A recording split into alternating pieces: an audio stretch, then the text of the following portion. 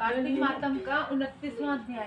राजा पृथु ने कहा, हे नारद जी, आपने कृष्णा और वेणी नदी के तट पर बनी और मैला ने जिस प्रकार मुक्ति पाई वह सारी कथा हमको सुनाई है। मैंने बड़ी प्रकार सुनी है। देवर्षि, यह कार्य उन दोनों नदियों के प्रभाव से हुआ था, इस क्षेत्र के प्रभाव से हुआ था। कृपा करके मुझे यह बताने की कृपा कीजिए, क्योंकि मुझे संदेह है। देवर्षि नारद बोले, कृष्णा नदी साक्षात भगवान श्री कृष्ण चंद्र जी महाराज का शरीर और वेणी नाम वाली नदी भगवान शंकर का शरीर है। इन दोनों नदियों के संगम का महात्म्य श्री ब्रह्मा जी भी वर्णन करने में असमर्थ है। फिर भी क्योंकि आपने पूछा है, अतएव मैं आपको इनकी उत्पत्ति का वृत्तांत सुनाऊंगा। ध्यान पूर्वक सुनिए।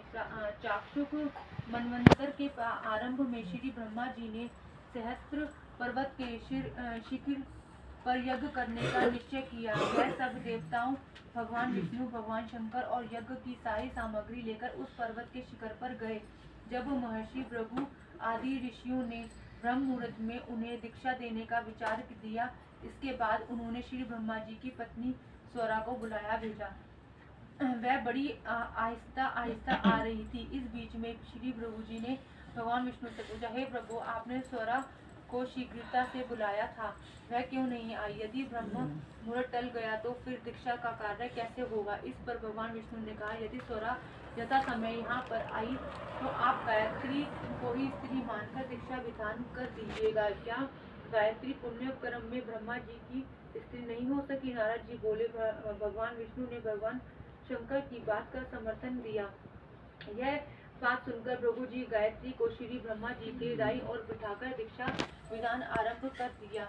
ऋषि मंडल गायत्री को दीक्षा दे ही रहा था कि इतने में स्वरा भी यज्ञ मंडप में आ पहुंची। श्री ब्रह्मा जी के पहलू में गायत्री को देखकर ईशा से क्रोध करके कहने लगी। स्वरा ने कहा, जहाँ अपूज्यों की पूजा होती है और पूज्यों की अप्रतिष्ठा होती है, वहाँ पर दुर्भिक्षु, मृत्यु तथा भय तीनों अवश्य में हुआ करते हैं।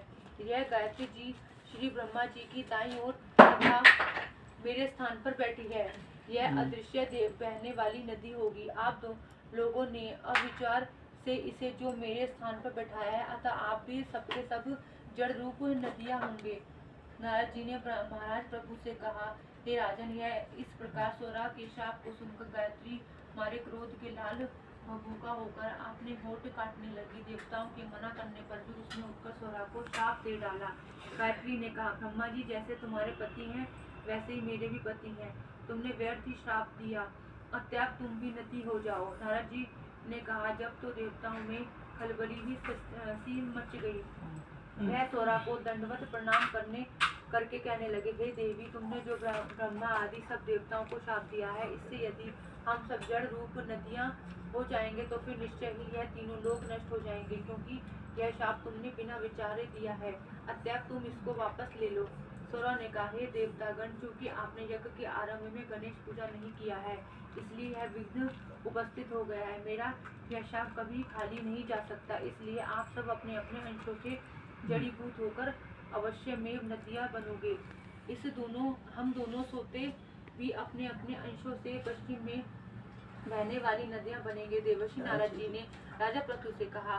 स्वरा के यह वचन सुनकर सभी देवता, विष्णु, शंकर आदि अपने अपने अंशों से नदियां बन गए।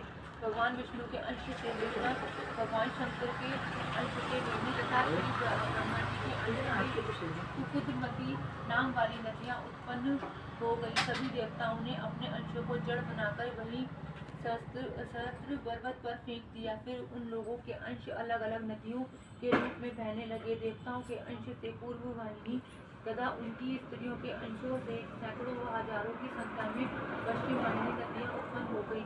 गायत्री और स्वरा दोनों पश्चिम वाहिनी नदियां होकर एक साथ बहने लगी। दोनों का नाम सावित्री पड़ा। श्री ब्रह्मा जी ने उस यज्ञ स्थल पर भगवान विष्णु और भगवान शंकर की स्थापना की। दोनों देवता महाबल तथा अतिबल के नाम से विख्यात हुए। हे राजन, कृष्णा और वेणी नदी की उत्पत्ति का वर्णन जो मनुष्य सुनेगा, उसको दर्शन व स्नान का फल प्राप्त होगा। 29वां अध्याय पूर्ण हुआ।